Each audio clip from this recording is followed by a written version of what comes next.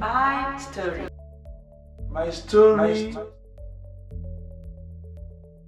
MyStory is a place of hope and healing for all people, men, women, veterans, young adults, teenagers, and even children. Everyone, regardless of their social status or sexual orientation. It is a place of motivation and inspiration. MyStory will talk about real life situations and real life stories because no one is immune to stress, depression, anxiety, and other mental health problems, and our stories resonate. My name is Grace Ngere, Suicide Awareness and Prevention Advocate. Welcome. On today's episode, we will talk about being vulnerable. Don't do it. For this one chance, this is for you, from me. I have been there. I thought of it. I left the house to go do it. But I had one more chance. A chance to make a decision to try to live one more time. I'm talking about suicide. Take this chance. Watch and listen as I embark on a vulnerable journey with you about a time when I felt like you may be feeling right now. The feeling of no need to go on. The feeling that this is the day. The feeling that this is the time to end your life. Just hold it for one more chance. My name is Grace Ngere, Suicide Awareness and Prevention Advocate, and this is my story. Like many other foreigners, adapting to a new culture, a new environment, and a new language was not an easy task for me a few years ago. Don't get me wrong, I was super excited to come to a foreign land full of opportunities, a land of milk and honey, as they say. Yeah, I really looked forward to plucking money from trees, sitting in a carpet of evergreen, newly mowed grass, driving a Lamborghini, and living lifestyle, a little short of heavenly lifestyle in my wild imagination in my head. How U of A was going to be, not forgetting the twanging. Little did I know that none of that existed. I had to work my what off to have the luxury, if, and that is a big if, I ever got the chance and allowed myself to enjoy the luxury. Matter of fact, it took me years to bring myself to enjoy the luxuries. Before I got to that point of allowing myself to enjoy life in America, I literally hit rock bottom in every aspect of my life. I remember the shock of it all started when we first arrived. The realization that everything was going to be different. I'm speaking a different as in the weather. When the sun sets, different time zones, rules and regulations, and so many others. For example, at our final airport, we had to do custom shenanigans. The time was 9 p.m. And guess what? The sun was as bright as midday outside. That was not all. People stared at me as I carried my baby boy on my back with a shuka or a lasso, and even stared more as I breastfed him.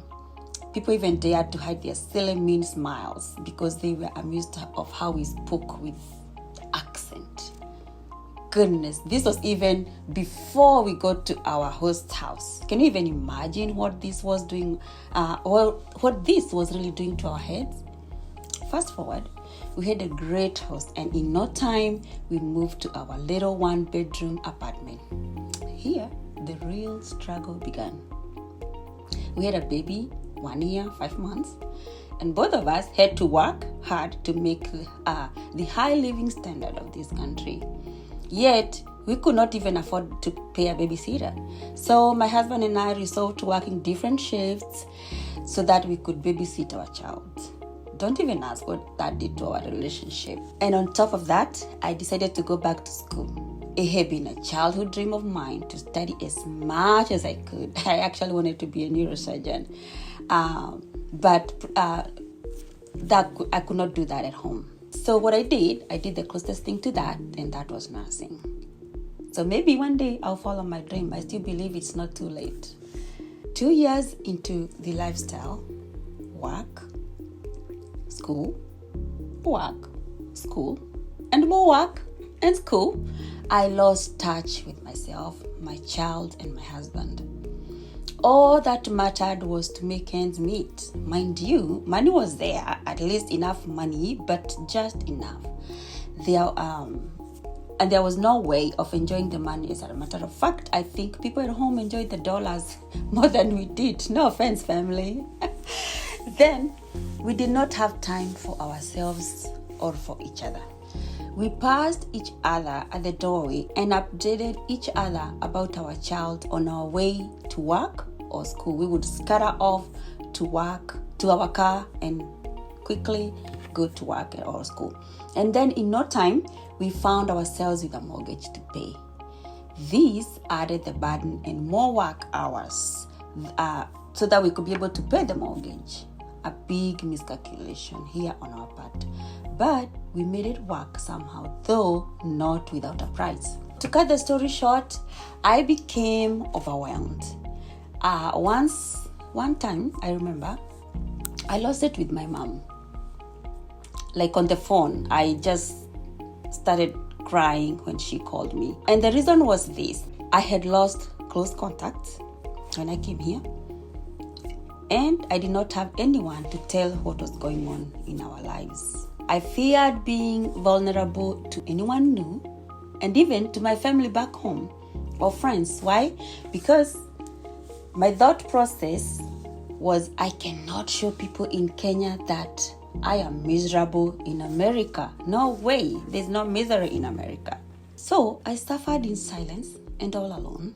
Yet I was showing up strong for everyone, people at home, everywhere I was showing up strong. And isn't that what we do all the time? Showing up for everyone except us? So one day I set out to do what I had thought to do for so long.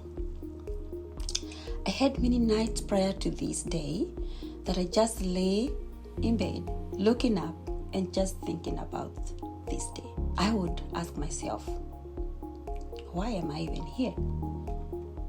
What's my use? I'm not worth living. Nothing seems to be working for me. I am useless. And so this particular day, I woke up, got my son, got him ready, took him to daycare, and then instead of going back home, I drove to a park. I sat there for quite some time. And I just wanted it done. I was done. I wanted it to end. I wanted the pain to end. I wanted the overwhelmingness to end, the sadness to end, every negative word you can think of. I was done. I just wanted everything to end. And this day was going to be it. The end of it all. The end of me. And finally, I did get out and started walking towards the trees. Have you ever been in a state where you are there and yet not there? You are moving, but you don't know how. It is as if you have an out-of-body experience. That is what was going on with me at that time. I was there physically at that park. It was on 87th Street, I still remember. But I wasn't there really. So I kept walking to nowhere in particular for quite some time again.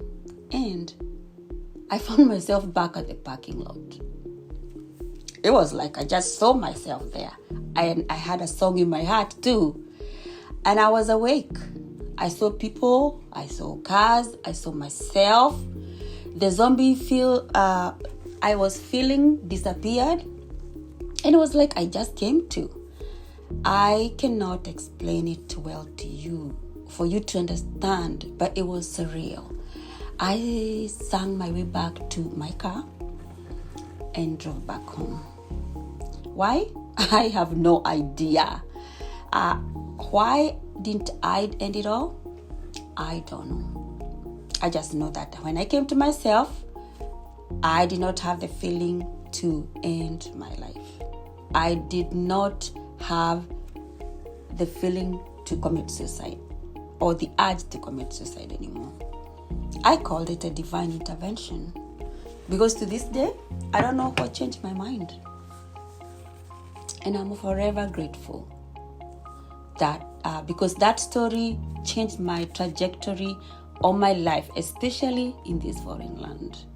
I started working on my well-being. Then something else was also reborn. The passion to help somebody else who might be in such a situation that I was. My story was born.